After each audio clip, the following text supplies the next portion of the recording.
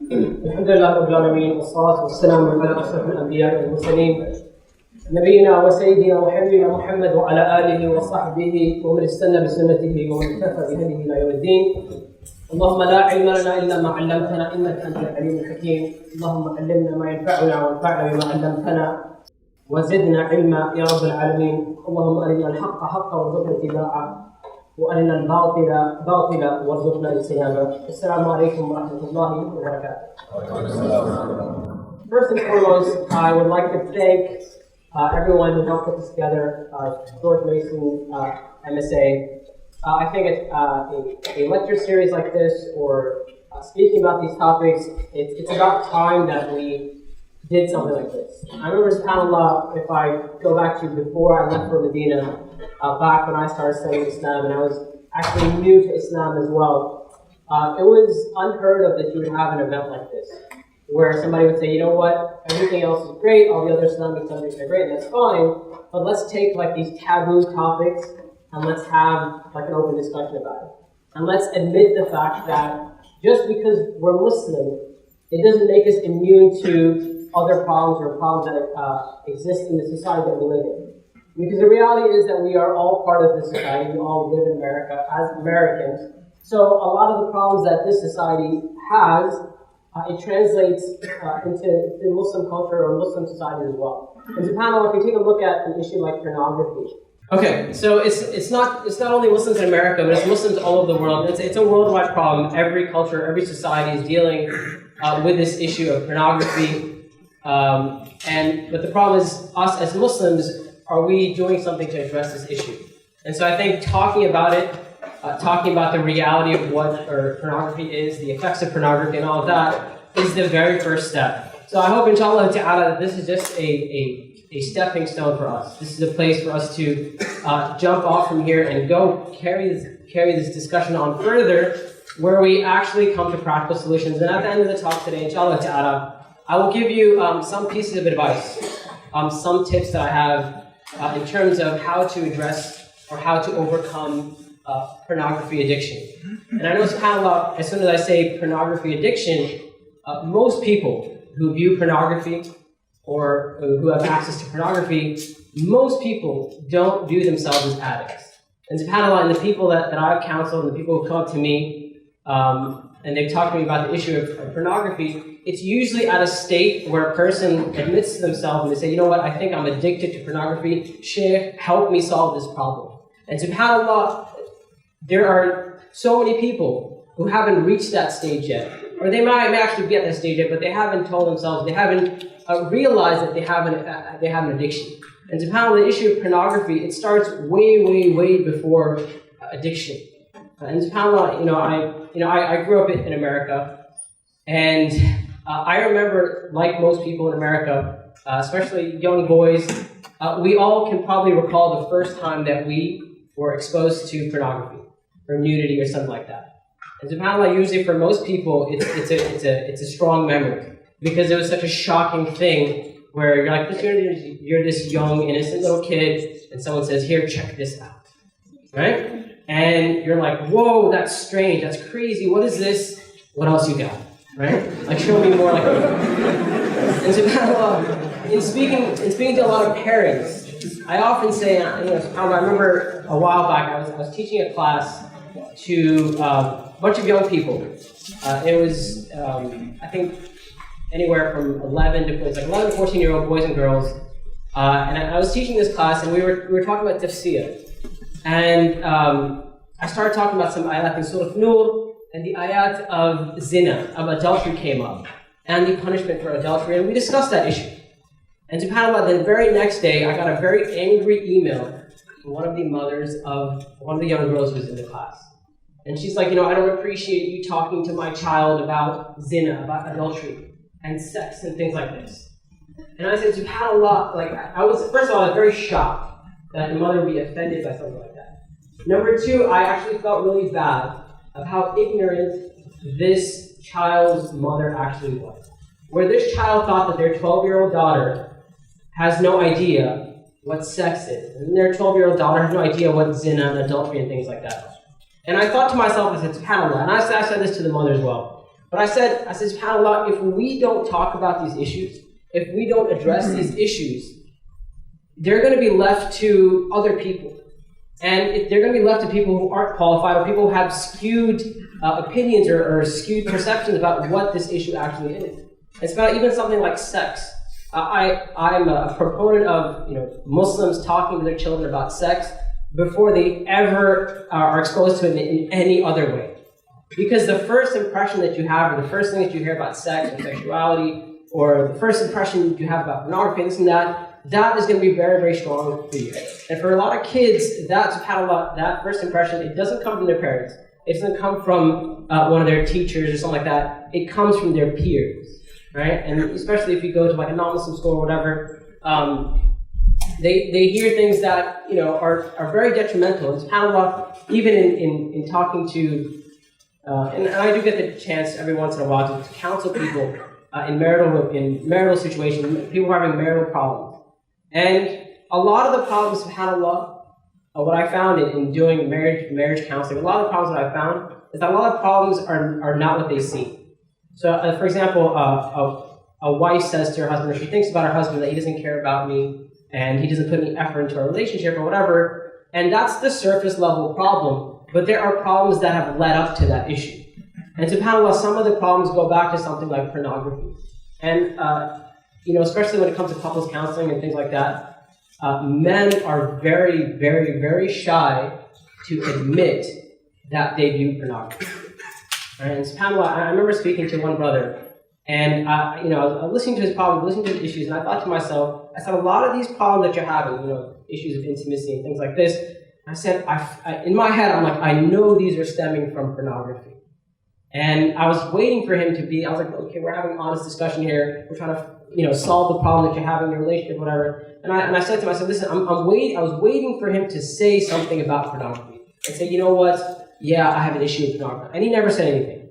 At the end of this discussion, I spoke to him privately, and I said, listen, do you watch pornography? And he goes, no, I don't. And I said, come on, listen, just be honest with me. I said, listen, if you want me to help you with your problems, if you want me to help you solve these issues that you're having in your relationship, I need to know these things. And he goes, and then eventually, after I pushed him, he goes, yeah, not really, like sometimes, like every once in a while. But I'm not like a porn addict or something, right? And I thought to myself, I said, subhanAllah, you don't know if you're a porn addict. Most people who are leading a life where they will end up in addiction, on that path, they don't realize the path that they're on, right? They're in a state of denial. And so I really had to push this brother, and it came out, by the end of our discussion, it came out that he views pornography at least 2 to 3 times a week, right? And I said, subhanAllah, you think that's not an addiction? The fact that you feel like you have to view pornography 2 to 3 times a week or whatever. It's like, yeah, it's not a big deal. It's normal. Like, doesn't everyone do it anyway? And subhanAllah, that is one of the big issues when it comes to pornography. The fact that it is widely accepted in our society. The fact that, obviously, as we know, it's something which is legal. Right? And so, we tend to look at this issue and think of it not as something which is not such a big deal. And it's only now, subhanAllah, alhamdulillah, this is happening, but it's only now that Muslims and non-Muslims, especially non-Muslims, when they go back to the research and they're doing studies and tests and things like this, now they're beginning to realize all the problems that come from a society where pornography is rampant. One of those issues, I think, especially in Muslim countries, and we don't want that to happen here. We don't want that to happen to Muslims in America. But in Muslim countries, like, this issue doesn't even get talked about. It's very rare that people openly talk about this issue, right? And I hope that, inshallah ta'ala, at least us as Muslims living in America, we can save ourselves from that type of peril, right? Where yes, when imams and scholars and all that, when they talk about issues, especially on the minbar, and they talk about things in the Jummah khutbah and lectures and all that. And all the stuff they talk about is great, alhamdulillah. And there's, inshallah ta'ala, there's a need for everything that they share, and there's benefit in all of that. But we need to have open discussions about things like pornography. We need to make it so that a person who feels like they have a problem with pornography can feel comfortable going to a counselor, or feel comfortable going to their imam or their sheikh, or at least someone that they look up to, or an older brother, or someone that they can talk to. And one of the problems that a lot of people who are dealing with pornography addiction, right, is that they feel like they have no one to talk to. They're so ashamed of what they're doing that they just keep doing what they're doing and they don't seek out any help, right? They're too afraid to and that's subhanAllah, when someone comes up to me and they say to me, like, I'm addicted to pornography, I immediately have an immense amount of respect for this person. And I always tell this to them, I say, listen, you may think that because you came up to me and you told me that you have a problem with pornography or that you view pornography or whatever, that I'm going to look down upon you. I have a tremendous amount of respect for you. Right? Why? Because the same thing happened, or a similar thing happened, at the time of the Prophet sallallahu alaihi wasallam. There was a man, this story is mentioned in the Muslim of Imam Ahmad, a young boy, and they say about this, not a young boy, but like a young man. They say about this young man that he liked sleeping around, right? He enjoyed women and this and that, and that's like one of the problems that he was dealing with. And so he came to the Messenger of Allah, and he said, "Oh, Messenger of Allah," he said, "Can you make it permissible or can you make adultery permissible? Can you make it permissible for me to commit adultery?" And he said, "Why is it that I have to be married to someone in order to have sex with them?" And the Prophet ﷺ, it's very interesting that the way the Prophet ﷺ responded to this young companion. In our times, you may hear if someone says that to like Imam Shaykh, whatever, they may say something like, "Astaghfirullah, it's haram. You should be ashamed of yourself," and so on and so forth, and make this person feel extremely guilty, right? To the point where the next time they have that type of issue, they're not even going to go talk about it, right? But the Prophet ﷺ said to him, he said, "How would you like it if someone committed zina or adultery with your mother? Or how would you like it if someone committed adultery with your sister, or your khala, your aunt, or one of your other female relatives? Would you like it for them? Would you like that, I say it's permissible for someone to commit zina with your female relatives?" And he said, "No." He said, "There's no way I would accept that." And so the Prophet ﷺ said that if you don't accept it for your own relatives, why would you accept it for the women that you want to commit adultery? Why is it okay? Right? And then, subhanAllah, the Prophet ﷺ, he made dua for him. He said, "Oh Allah, make him chaste." Right? And subhanAllah, if you look at the way the Prophet ﷺ approached the situation, there's a couple of things happening here. Number one, the Prophet ﷺ didn't make him feel guilty, but the Prophet ﷺ made him realize the dangers of what he's asking for. And he made him realize the problem with, it's very easy to say, you know what, just do whatever you feel is good to you. Just do whatever feels good. And subhanAllah, people who lead a life like that, people who say like, just do whatever makes you feel good, or like the Irish saying they have is eat, drink, and be merry, for tomorrow you will die. Has anyone heard this before? It's like a bar chant or whatever, right? Basically, the point is just do whatever you want because you're going to die tomorrow. Just have fun, right? Just enjoy yourself. And subhanAllah, it's very easy to adopt that type of aqeedah, that type of faith, that type of lifestyle, because you just do whatever makes you feel good. But if you were to just take a moment and think about the consequences of doing whatever you feel like doing, whatever you want, you'll very quickly come to the realization that that's not a proper way to live your life. And you're going to be causing a lot of damage, a lot of harm, not only to other people, but to yourself as well. And so the Prophet ﷺ made him understand that, made him understand the problems in doing something like making something like zina or making something like that, something like adultery, making that halal.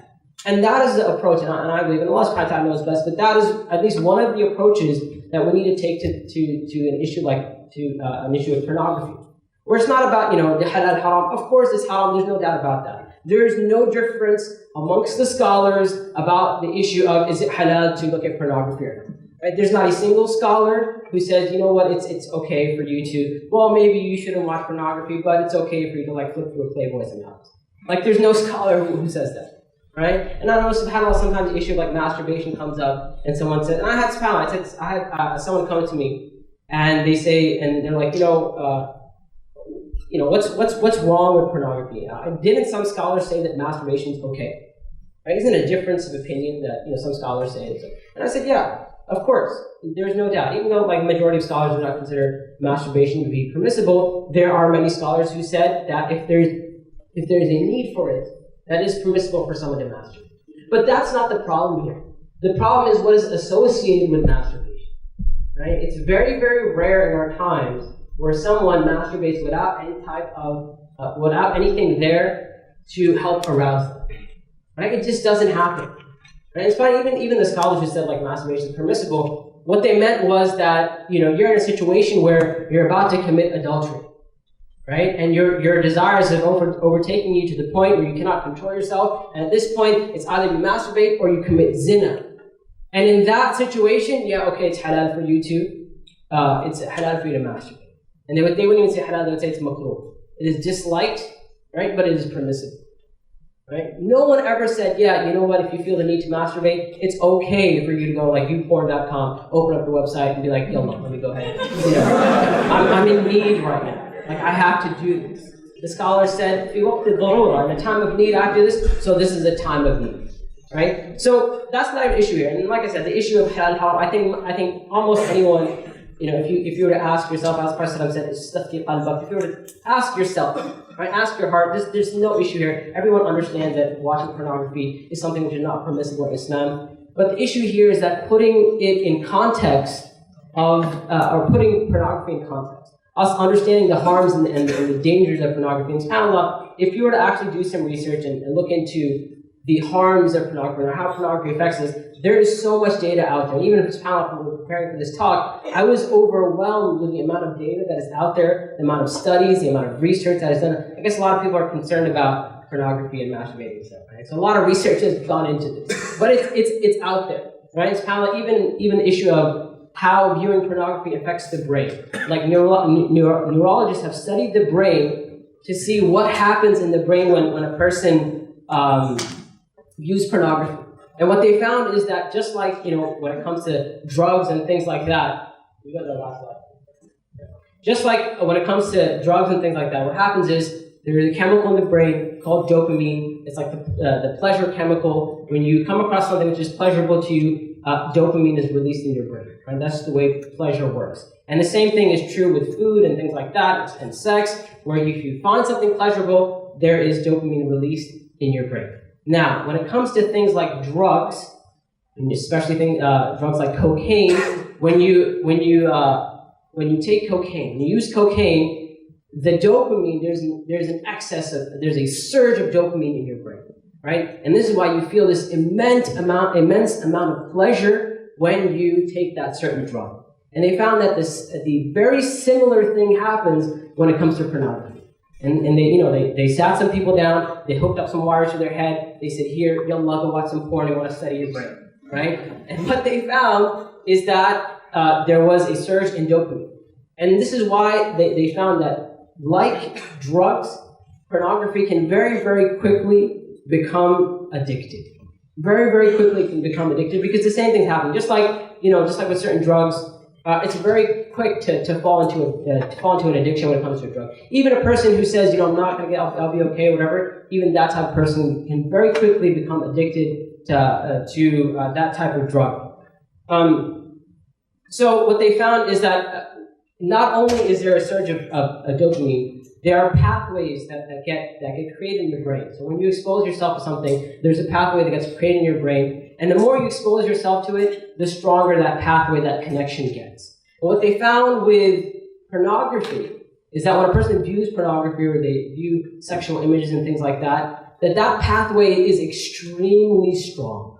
Right? Very, very, very strong. And SubhanAllah, and even the issue with pornography is that it's not even an issue of, like, if you view it, and some people say, like, if you view pornography a lot, that's when you become addicted. What they found is that even if you view pornography just once, there's a pathway that gets created in your brain, and that in your brain, like, what happens is that image is so strong for that individual that it keeps repeating itself in their head.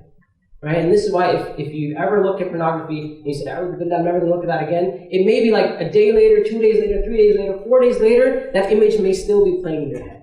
And this is why when I said, if you think about the first time you were exposed to pornography, I'm sure most people, I'm not going to ask you to tell me, but if I were to ask you and say, can you remember what that image was, or what was happening in that image, you can probably remember. All right? And that shows you how strong that connection was when the person was exposed to that pornography. Just like other addictions. So, like I said, it can very quickly become an addiction. Just like other addictions, they have certain characteristics. So, number one, a higher tolerance and desensitization. So this is something that we see happen in other drugs, and we see it happen with pornography as well. That the more you expose yourself to it, the more you need to feel satisfied. Right? And it's not only that, it actually escalates. So the more you watch pornography, the more you need to watch. And what they found is it's not just an issue of quantity, it's actually an issue of the type of pornography as well. So if you watch like a certain type of pornography, let's say a person, it's possible someone starts off with something like softcore porn, right?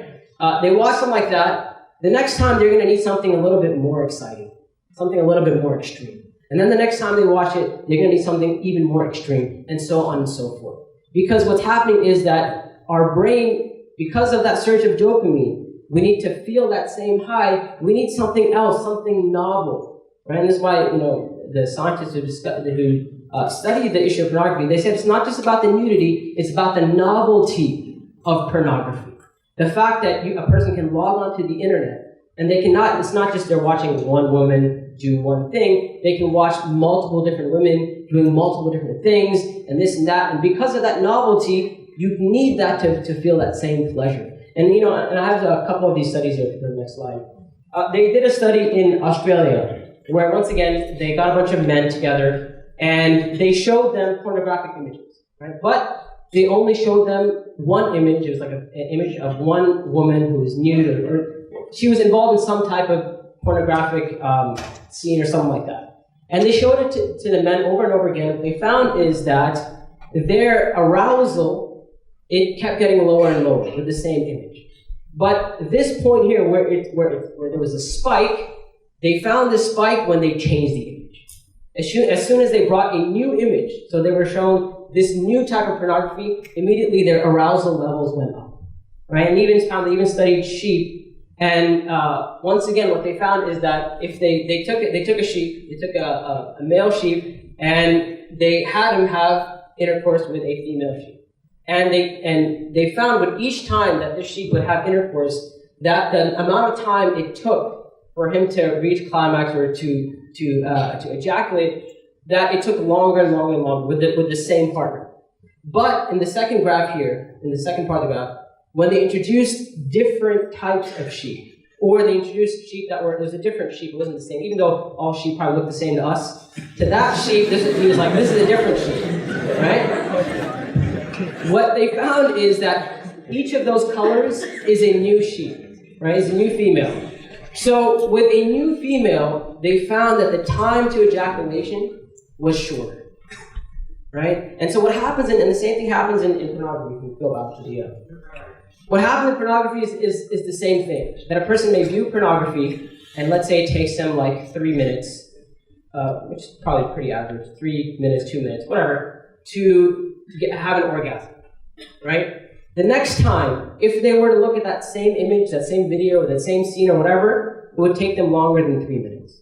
However, if they're able to bring new images and new videos and new things, then they're able to reach their climax in the same short amount of time that they were to before. And this is how what happens is that a person goes from something which would be considered more normal in society to something which would be a lot more extreme. Number 2, self-deception. So with all other addictions, the same thing happens here, is that a person will start to deceive themselves. They will start to tell themselves, they'll start to rationalize their addiction. A person may even say that I'm not addicted. Right? And this is very common, it's Pamela, especially with porn addiction. Most people who are addicted to porn, as I said before, they don't feel like they're addicted to porn. Right? They're like, no, I'm okay, I don't have a problem. Right? And this is common with other addictions as well. Or they may try to rationalize their addiction. So they may say something like, you know what, it's so difficult to get married in this day and age.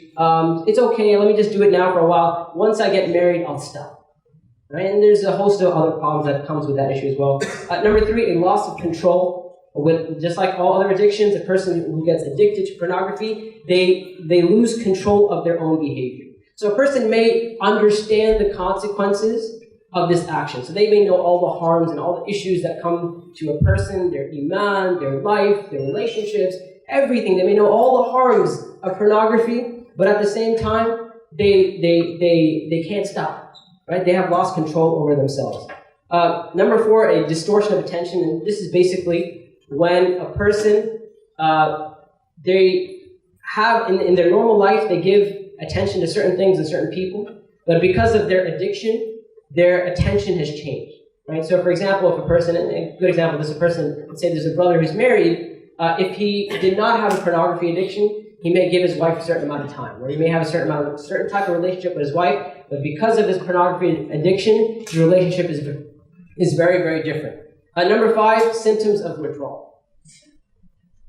So just like with other addictions, if you were to cut this person off from what they're addicted to, they would suffer the same types of withdrawal symptoms. Irritability, depression, and anxiety and things like that, all of that occurs with pornography as well. Pornography, what we know from pornography is that it does a very good job of changing what a person views to be normal. Right? So if you take a look at a person's life before they started watching pornography and after they started watching pornography, what they will notice is that what they viewed to be normal has very quickly changed. And so it's actually very smart how porn movies and the porn industry actually goes about doing this. And I asked Pamela, when I read this, I was like, Pamela, this is really smart in the way they get people to get addicted to these abnormal behaviors, or when they begin to find these abnormal behaviors attractive and good, and they begin to become aroused by these abnormal behaviors. The way the porn industry works is that they slowly, not so slowly, but they, in a very step-by-step way, they desensitize you to these type of things. So the first time a person, let's say they look at pornography for the first time, they may see it's an act that they consider to be normal. There's a guy having vaginal sex with a girl, right? Nothing odd about that. They view that to be normal, no big deal.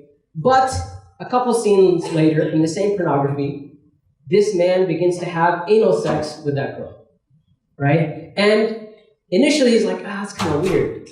But then he notices that he was aroused to begin with, and now he begins to find that arousing as well, right? And then it goes further, and other things are performed. You introduce other partners and this and that, and it can even lead to things like, we know the amount of craziness that's out there, but humiliation, beating, there's rape porn, child pornography, and things like that. And it's kind of like if you were to take this person and the first time you showed them pornography, you showed them something like that, they'd be like, that's disgusting.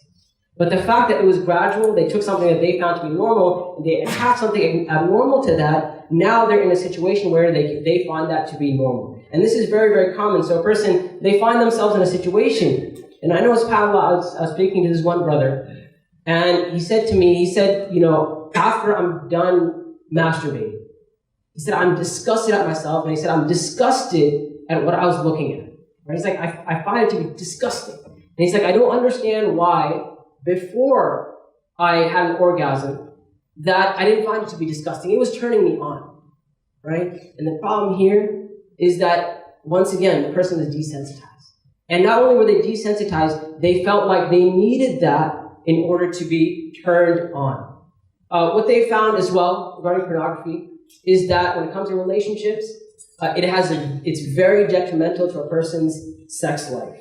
One of the biggest issues is expectations that a spouse will have, someone will have from their spouse. When a person watches pornography, or they get addicted to pornography, or they're exposed to pornography, they begin to view certain things, not only, as I said, not only as normal, but also something that they need to be aroused, right? So they need this certain action to be aroused, and they may even turn to their spouse and go to their spouse and say, let's try this, something which is different, right? And it may work for a while, right? It may, for the first time they have sex, or the second time, whatever, it may work for about a while, but eventually, what they'll find is that they're not aroused in the same way that they were aroused when they were looking at pornography, right? It's not the same. And just the fact that this person's having sex with a single partner, right? So for example, there's a guy who watches pornography or whatever, and his wife does, right, everything that this certain porn star does in that porn video, right? Does everything. But the fact that she is one person and she's not multiple partners, that may be enough for him to not be aroused, not be turned on. And so, Pamela, not only that, we have an issue now of ED. You guys know what ED is? Erectile dysfunction. Basically, if you don't know what that is, that's basically when a guy can't get it up, right? And in the past, what they found is that people who got erectile dysfunction, it was the older generation. It's when a person got old, And because of physical problems, because of their age and so on and so forth, they could not hold an erection, right? And they never found, it was very rare that someone under the age of like 40 or 45 who would have erectile dysfunction. Now, in our times, they find that a lot of young people, when I say young, I don't mean like 30s, I mean like 20s, and even in their teens, the people in their teens who can't get it up, right? And the issue here is this is not a physical problem. You know, you can't treat it with drugs and things. It's a psychological problem. It's how they have desensitized themselves to these, how they've desensitized themselves, and they need these perverted or these really extreme type of images to be turned on, right? And one of the examples that I've heard about this is that if you were to imagine that someone who stands up and they're next to like a fire, like someone turns on the fire alarm, they're right next to the place where the sound of the fire alarm is coming out, right? And it's super, if you've ever been in a situation where there's a fire alarm going off, it's super loud, right? Extremely loud. And this person covers their ears, right? Because it's too loud for them. Now, while this person has their ears covered, if you were to walk up to this person and try to have a conversation with them, they'd be like, I have no idea what you're talking about, right? They can't hear you, right? The same thing, as an analogy with pornography as well, where a person has brought themselves to a level where they have numbed their senses and they've numbed their arousal, where they need a certain level of a certain type of images, a certain extreme images before they can be aroused, right? And that causes a person to have erectile dysfunction. Also the fact that a person, as we said, neurologically, it actually alters pathways in the brain, right? So a person, what they find, like the way they get off, the way they're used to getting off, because they do it so often, is that they sit by themselves in front of a computer screen or whatever, and they will have like 20 tabs open, and they're going from video to video to video, or whatever, and different sites and all that, and they're looking at 10 different types of pornography, and they get off that way, right? And that's how you have trained your brain to be aroused. And you take that person, you put them in a situation where they're having sex with a real woman, for example, they cannot perform. Right? And they'll go to a doctor and be like, I think I have erectile dysfunction, do you have any drugs, give me some Viagra or something like that. Viagra is not going to solve anything in this situation, right? Because the issue is that the porn that they have exposed themselves to. Also, what we're finding now is that porn is linked to a lot of psychological illnesses. And to Pamela, it's very interesting how now what they're finding is that there are people who have different psychological illnesses, depression, anxiety, even obsessive-compulsive disorder, and many other problems. For the longest time, psychologists and psychiatrists, they were treating the problem, right? Where somebody would be like, I'm having depression, so they'd give them, like, I don't know, Zoloft or whatever they prescribe for prescription, for depression, right? And what they find now is that a lot of these psychiatrists, they're just trying to solve the symptoms. Because all of these things that are happening are a symptom of their use of pornography, or the fact that they have viewed pornography so much. And what a lot of psychologists are finding now is that when they address the actual problem, the issue of their addiction to pornography, that a lot of these issues just go away on their own. Not only that, pornography also affects a person's self-esteem or their self-images, in guys and girls. And by the way, I know like people, when they think of pornography, they only think of guys. And it's true, it's more so the guys that view pornography, but it's becoming more and more culturally acceptable in our society for women to view pornography as well. Right? And I know like guys would be like, that doesn't make any sense, like women are wired like, that's not how they work. Like I said, if you put the person in front of pornography, because of the surge of dopamine, because of new brain, paths being created in the brain, even they can be addicted to pornography, and they can be in a situation where they require pornography. So when it comes to a person's self-esteem and self-image, here's the problem that a lot of guys are having. Okay, and the problem is this, that, especially young boys, and as I mentioned before, it's a lot of times it's at a young age, and actually one of the studies found that most people are like the average age when most people their first experience with pornography happens around the age of 10. And that's the average age when most people are exposed to pornography. So you take this young boy and you show this young boy pornography, and this person starts watching pornography, and they feel aroused by it, and so on and so forth. Now, as they watch pornography, they begin to have a certain image of what normal is. right? So they look at this person, this porn star, for example, this guy who's been having sex for like 30, 40, 50 minutes, right? And he has an erection that just never dies, right? And so this young boy, he begins to think of himself, when he's actually married, let's say years later, when he gets married, he's in a situation where he cannot last more than like 4 minutes, or 5 minutes, or 10 minutes, right? He will look at that and feel bad about himself and say, you know what, there's something wrong with me. And even the opposite of that is true as well. A girl or a woman, for example, who has watched a lot of pornography, she may turn to her husband and be like, what's wrong with you? Why can't you last 2.5 hours?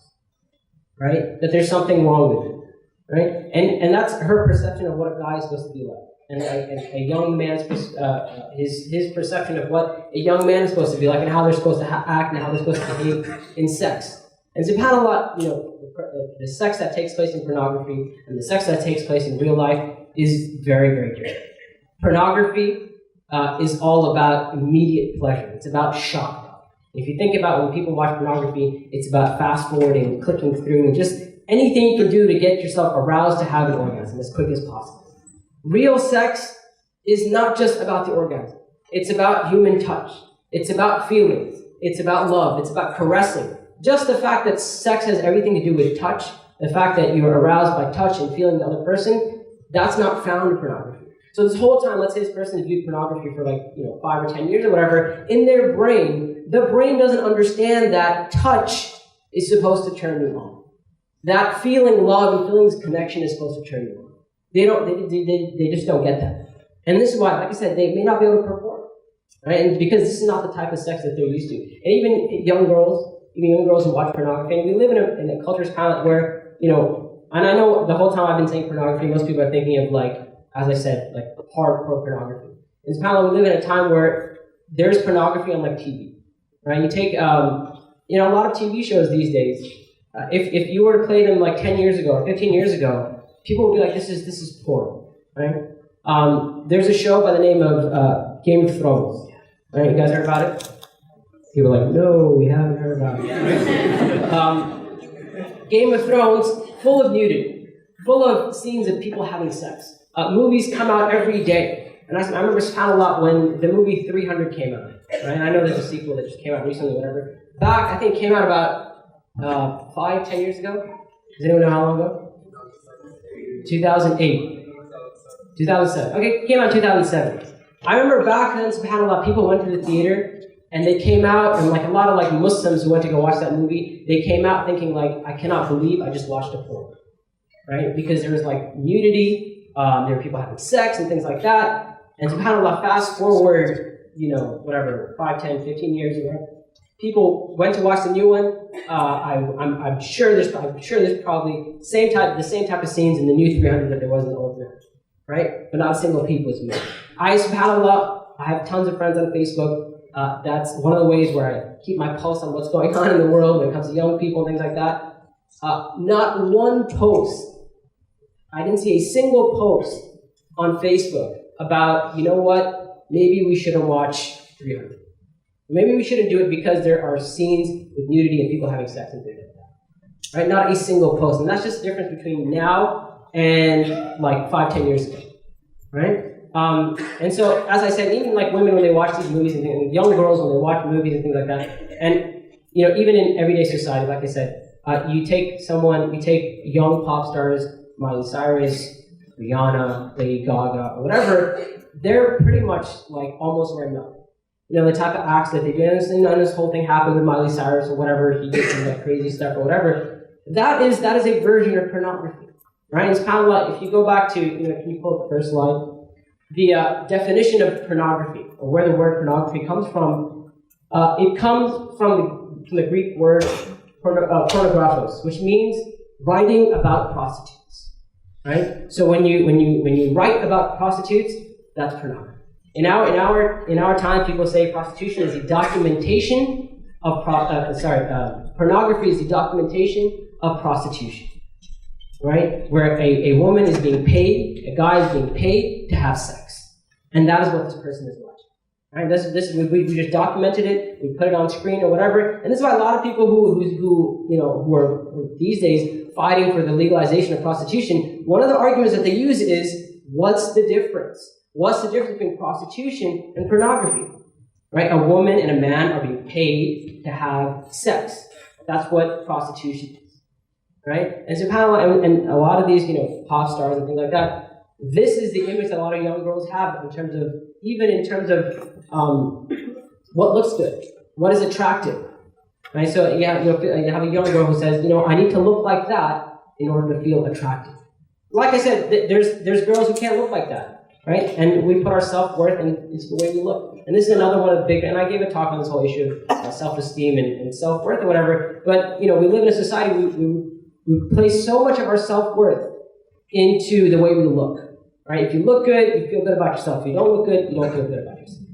Right, and that's a separate topic and a whole other issue, but there's another host of problems that come with that as well. In another study, and I think this is the last study I'm going to quote to you, by the way. They did a study where they studied ex-porn users. Right, so they sat down and they took a group of people and they said, listen, stop watching pornography for a certain amount of time. Right, and what they found is that. So they studied them, they interviewed them, and what they found is that people who stopped watching pornography, that before in their life they were having issues that they didn't even know about, right? Issues like loneliness, issues like procrastination, issues like not having drive in their life, and even, as I said, psychological illnesses and things like that. They found that the only factor that was changed in this person's life was that they stopped watching pornography. Everything else was kept the same, right? They just stopped watching pornography, and they found that people in these interviews, people said things like, I realized I'm capable of doing so much more in my life. I found that I stopped procrastinating so much. I found that I was able to do this. I found that I had so much focus in my life. I found this and that, because their whole state of mind actually changed here. And subhanAllah, some people, and by the way, there's a new trend these days, where non-Muslims are quitting, pornography and masturbation and things like that. And one of the biggest driving factors behind that is ED. Right? A lot of guys are afraid, and this is good reason, right? All the other problems that we mentioned, psychological problems and problems in relationships and all that, put that aside, just the fact that you may not be able to get it up one day, for a lot of people it is enough, right? But that's at least one of the things that is causing people to stop. Now, I wanted to end, inshallah ta'ala, with some tips for how to overcome pornography addiction. Like I said, I don't want people to look at this and to think of someone else and say, you know what, I don't have a pornography addiction. It's not me. It's someone else. A lot of people, when they're asked about their addiction, one of the signs of an addiction is a person is incapable of stopping, and we said people are in denial about their addiction. They will often say something like, if I wanted to, I could quit at any time, right? Or once I get married, I will stop, right? And the obvious thing we say to them is, okay, if you feel like you can stop whenever you want, then stop now. And if you can stop, then you're not addicted. But if you can't stop, or you come back to that after a certain while or whatever, and after a while you're like, I haven't masturbated in so long, but now I'll be okay, there's a big sign that you are addicted. But some of these points, inshallah ta'ala, they're advice for them, and this is compiled from a couple different resources and from a little bit of experience in terms of counseling some young people as well. So if you don't have a problem with pornography, inshallah you don't. But if you do, inshallah ta'ala, you can benefit from this. At the very least, if you're not dealing with this yourself, when people come to you for advice, then inshallah ta'ala, you can talk to them, and these are some of the things you can get them, some of the things you can advise them with when it comes to their problems with pornography. Number one, the brain can be rewired. Right? So what they found when they did these brain studies and things like that is that yes, pornography is very strong in creating those connections, but as opposed to some of the other addictions, it is possible for a person to rewire their brain. Meaning, it is possible for a person to get rid of their pornography addiction. And one of the things that they mentioned about pornography is that cold turkey works with pornography. With a lot of addictions, it may not work. Right? With a lot of addictions, like you need to taper yourself off, whatever. But when it comes to pornography, cold turkey works, because that is a way that you can rewire your brain. Number two, consider the victims of pornography and the porn industry. In the hadith of the young man who came to the Prophet ﷺ and said, "O Messenger of Allah, make it permissible for me to commit zina," the Prophet ﷺ made him realize the effects of what he's asking for. All right, and likewise, we as Muslims, it's about us, it's about our relationships, but also we need to look beyond ourselves. We need to look at what we are contributing to when we watch porn. And I know somebody, one brother said to me, they said, I don't pay for porn, so I'm good, right? I just watch free stuff. SubhanAllah, whether you're paying for it or not, you're still contributing to keeping the porn industry going. The way things work is supply and demand. The more demand there is for pornography, the more pornography is going to produce. That's just the way it works. But a person, and this is one of the advices I would give, is that for a person who's struggling with a porn addiction, just take a moment to consider what's happening outside of you as an individual, right? Even the fact that this woman that you're watching, this is someone's mother, or this is someone's daughter, or this is someone's sister, right? And even, subhanAllah, I would even say that the next time you sit down and you watch porn, say to yourself, what if this was my sister? And I know that may be too visual for some people, maybe too much for some people, right? But sometimes that's what you need. Ask yourself, would I be okay with one of my relatives doing this? Right? Would that be okay for me? So think of what's happening outside of just you as an individual. As Muslims, we very much pay attention to what's happening in society. It's not only do we not want harm for ourselves, we don't want harm for other people as well. And subhanAllah, even like the status of a woman in Islam is incredibly, even the Arabic term for a woman is hurma. Hurma means someone who is sacred, someone who needs to be protected, someone who you hold at a very high status. Right? So just the fact that a person opens up pornography and they watch these women being degraded and used and this and that, means that they don't value this woman. Besides the fact whether she's Muslim or not. Right? Besides that, the fact that she's a woman, right, means that when you do that, think about it and be like, listen, I'm actually helping degrade this woman. I'm agreeing with what she's doing, and I'm helping her do what she is doing. It's very easy to, and one of the things that happens is SubhanAllah, and this is one of the tricks of Shaitan, by the way, is that he will cause us to look at our sins and try to rationalize them, and especially when it comes to pornography, people tend to objectify the women that are in pornography, for example, or even guys as well. But a person may view pornography and look at this individual as just someone who's one-dimensional, almost like it's a fictional character, and it's like an animation. This person isn't real, right? That they're just there to provide you with some type of arousal,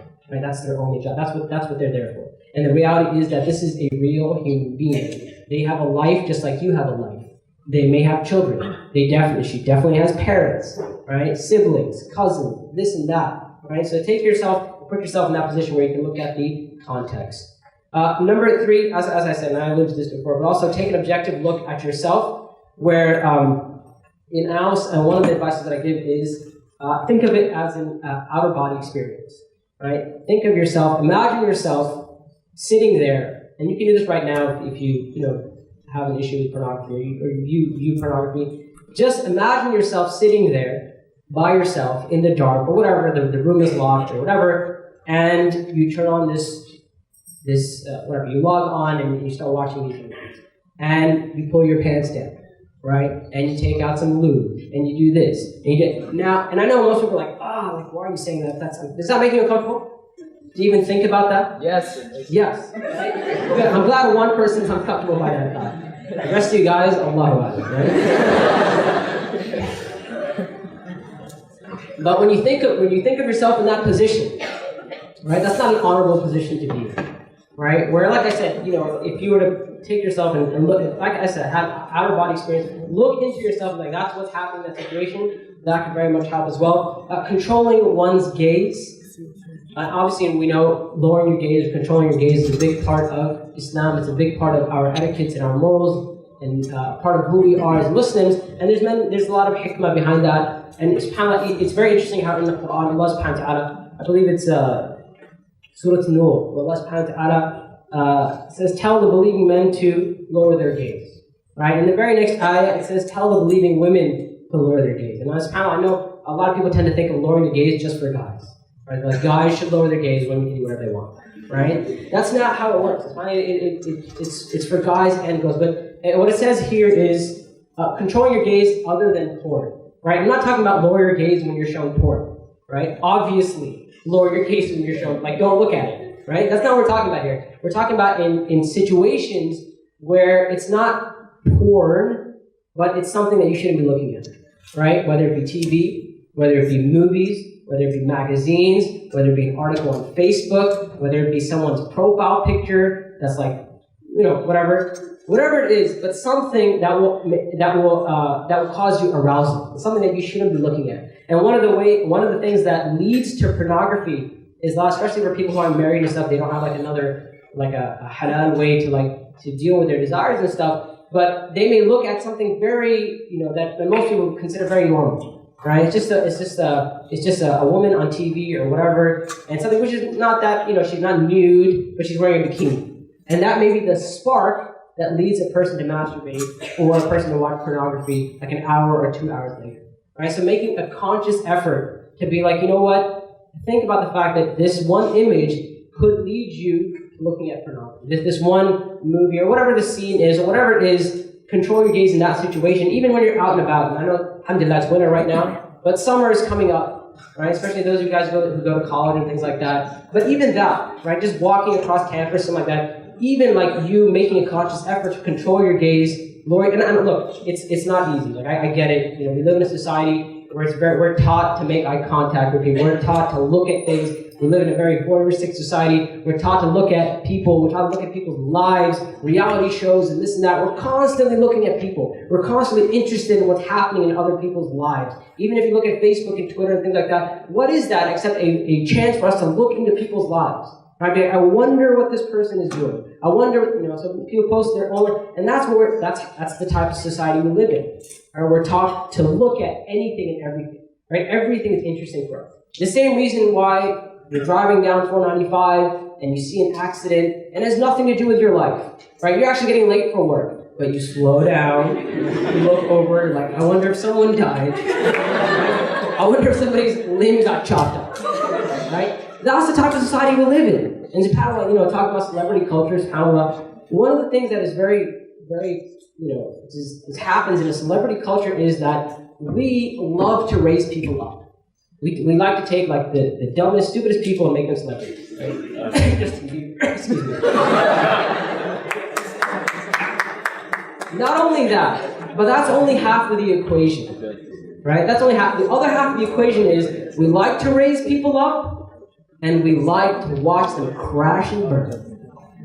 And this is why, take Justin Bieber, take Miley Cyrus, Britney Spears, whatever, people love it when they break down.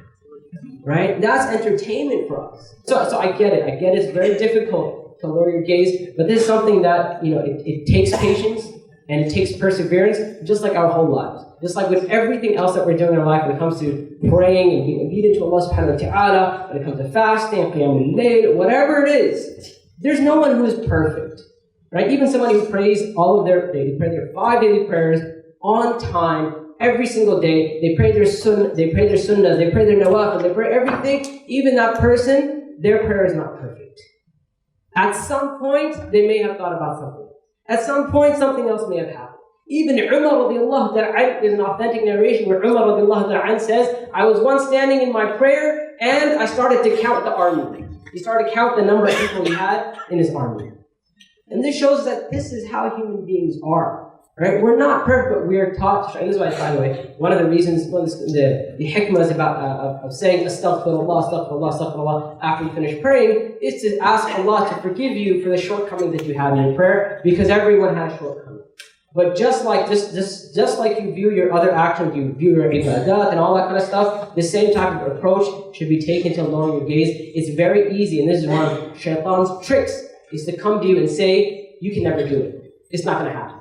It starts with this trick of shaitan. It starts with people's iman. You will come to somebody who's not a practicing Muslim, not a religious Muslim, and say, you can never do it. You're just a bad person. You can never become a religious Muslim. You can never become I know I'm over time.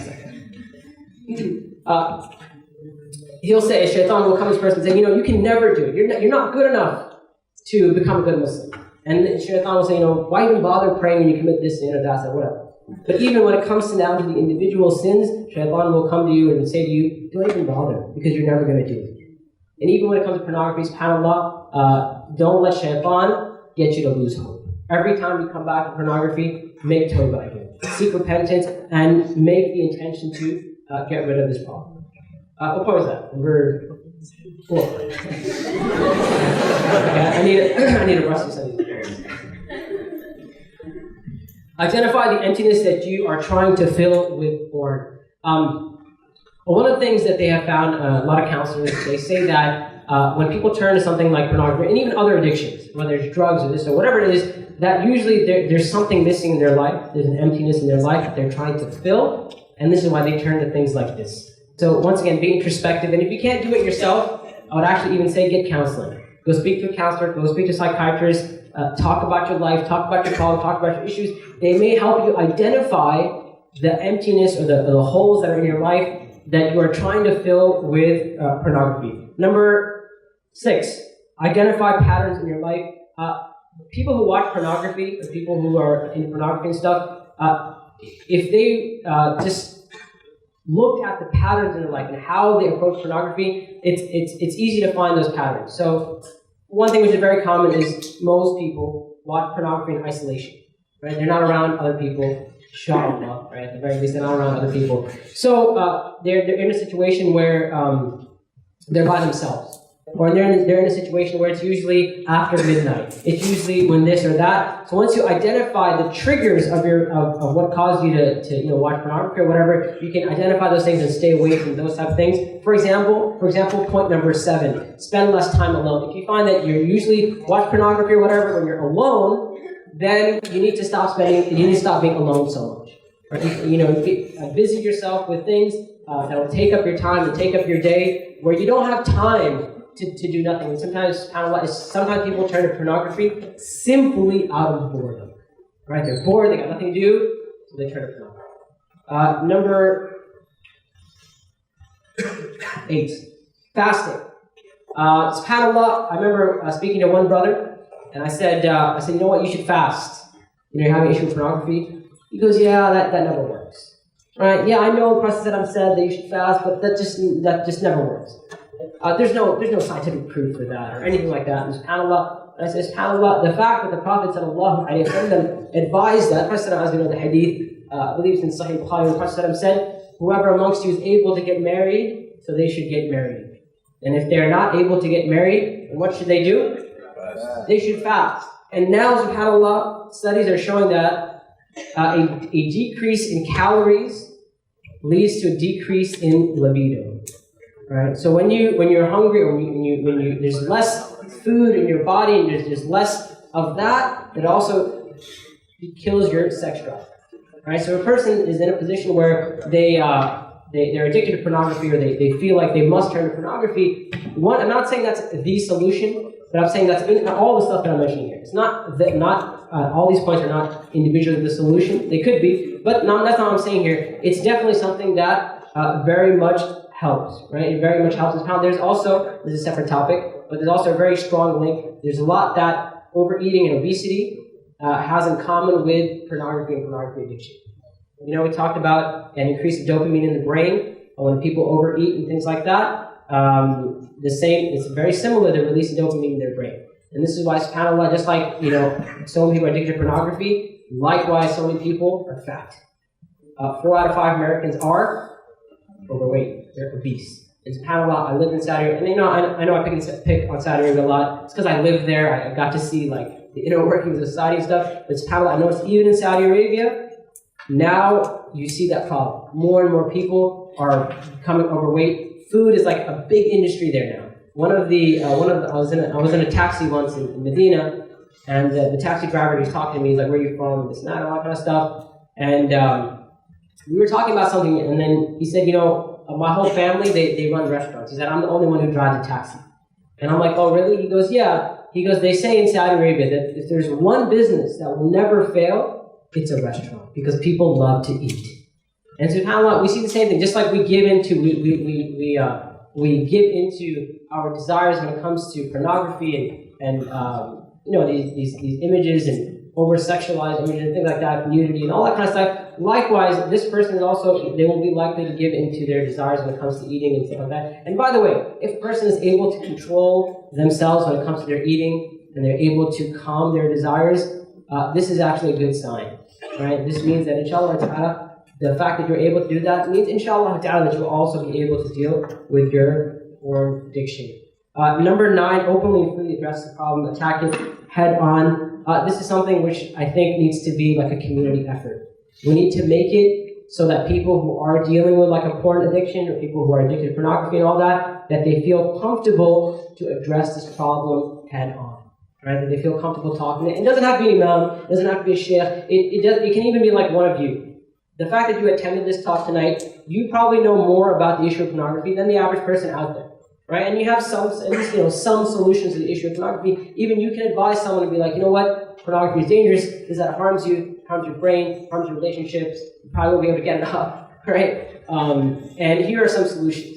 But the fact that we need to make it so that the Muslim community is a place where people are comfortable talking about these problems, they're comfortable talking about these issues. Number 10, porn is not an option. Well, this is one of the things that I often tell people. Someone who's dealing with a porn addiction, I tell them you have to get into a mindset where you tell yourself that I will never watch porn again. You need to be okay with that type of lifestyle. Right? Sometimes people quit porn, they're like, yeah, I'll quit, but in the back of their mind, or on a subconscious level, they're like, yeah, but eventually I'll go back to porn. You need to make it so that pornography is not an option. Right? We talked about cold turkey and things like that, and studies have shown that cold turkey works. When it comes to pornography, cold turkey works. Lastly, and this shouldn't be lastly, this should be number 1, but seeking Allah subhanahu wa ta'ala's help. Constantly being in a state of relying upon Allah subhanahu wa ta'ala, making dua to Allah subhanahu wa ta'ala. And one of the best things that we can do is to fix or improve our relationship with Allah subhanahu wa ta'ala. The time that you're spending improving your relationship with Allah subhanahu wa ta'ala is doing 2 things. Number 1, you're using your time in a better way. You have less time to do haram things. Number 2, you're putting barakah into your life. And you have the blessings of Allah subhanahu wa ta'ala being there to help you and support you get over this problem. This is not just pornography, this is any problem, obviously, right? But increasing your relationship. And this is why one of the first pieces of advice that I give to people who are dealing with pornography or whatever, I say to them, how is your relationship with Allah subhanahu wa ta'ala? Is there a single moment in your day where you call out to your Lord? And I know SubhanAllah, people sometimes pray, they do everything, but that question right there, and SubhanAllah, we tend to look at prayer as just like something you have to do. A prayer, or salah, namaz, whatever you want to call it, it's a chance for you to speak to Allah subhanahu wa ta'ala. It's a chance for you to ask of Allah subhanahu wa ta'ala. It's a spiritual moment. Right? So ask yourself that question, be like, what type of relationship do I have with Allah subhanahu wa ta'ala? Is there at least a minute of your day? It's kind of like, today as I was leaving to come here for this talk, right before Maghrib, I got a text message from someone saying it's the hour before Maghrib, make dua. Right? As Maya asked me, one of the times where dua is more accepted is the last hour of Friday or the hour before Maghrib. And subhanAllah, I immediately stopped and I thought to myself, I was finding all this commotion, I was like getting ready, trying to get out of the house, I'm like Virginia, so far away, but there's no traffic, want to get lost at GMU, all of that happened by the way, except for the traffic. Definitely got lost there, right? But I was like, subhanAllah, if I'm not trusting Allah subhanahu wa ta'ala for me to get there, if I'm not asking Allah's help for all the things that I'm planning to do in my life, that makes no sense. So for a moment, and Jazakallah khair, brother, said it. But for that moment, I paused, everything, my whole perspective on what I was doing in that moment just changed. And that's what dua does. That's what turning to Allah subhanahu wa ta'ala does. It changes your perspective. And that's what the salah is supposed to do. Right? It's not supposed to be, let me just pray this real quick, I got 5 minutes, let me just get it done. Right? I know we tend to think of salah like that. Alhamdulillah, at least the person is doing, at least they're praying. I'm not saying that if your prayer is not full of khushu, you shouldn't pray. At least you're praying, alhamdulillah. But what the prayer is supposed to be is for you to take a moment and put things into perspective. Right? It's to connect with your Lord. So improve your relationship with Allah subhanahu wa ta'ala. And lastly, I'll say that, alhamdulillah, we're not sweeping this problem underneath the rug anymore. Right? I'm very, very glad, and I hope this is one of many events, inshallah ta'ala, that more and more people are talking about this and speaking about this. And this is one of the many issues that is plaguing Muslim societies, Muslim communities, us as Muslims living in America. I believe the sister spoke about, what did the sister speak? What did you speak about? Domestic violence. Another issue. All of these issues need to be addressed. They need to be talked about head on. Right? And I'm really, really grateful, alhamdulillah, that the MSA put on an event like this. And I ask Allah subhanahu wa ta'ala to reward them and to give them the strength to continue. And I ask Allah subhanahu wa ta'ala to give us all the strength to address these problems that we're having in our community. Lastly, if you can flip the last slide. I'm sorry to go over. The last slide is some resources. Some of the things that are helpful if you're interested in this topic or you're interested in getting help and all that. Number one, there's an awesome book called Pornified. It's written by Pamela Paul. It's an awesome book. After reading that book, it will just change your view of how harmful pornography really is. This book is amazing. It's awesome. And I would say, if you're not going to read the whole thing, at least skim through it. Just take a look at some of the studies that have been done. And some of the effects that she talked about. It's a wonderful book. Secondly, there's a website called purifyyourgaze.com. It's one of those websites where you can sign up and basically they help you deal with like your porn addiction. And I haven't seen the inner workings of it. A lot of people have said a lot of good things about it. They said that it's a community type of thing where there's people helping you deal with your problems. And I think it's anonymous and things like that. So good website. There's another website called yourbrainonporn.com. There's so much information on there. There's a lot of good reading on there. The other one, fightthenewdrug.org. It's actually a movement, a campaign to get like young people and actually get everyone really to quit pornography and to actually change our perception. Like I said, many people, especially in American culture, American society, we don't look at porn as such a bad thing. Right? And as time goes on, it's gotten worse, obviously. You can look at the way porn was before and the way porn is now. It's a separate issue. But pornography has gotten a lot worse. But this is it's a movement to change people's perception about pornography. Also, if you're into TED Talks and stuff, I think it's like a 10-minute video. It's called The Great Porn Experiment by Gary Wilson. Wonderful. He talks about some of the studies that I talked about here. He's a scientist from a scientific point of view. So those are just some of the things. And Allah subhanahu wa ta'ala knows best. وآخر دعوانا الحمد لله رب العالمين.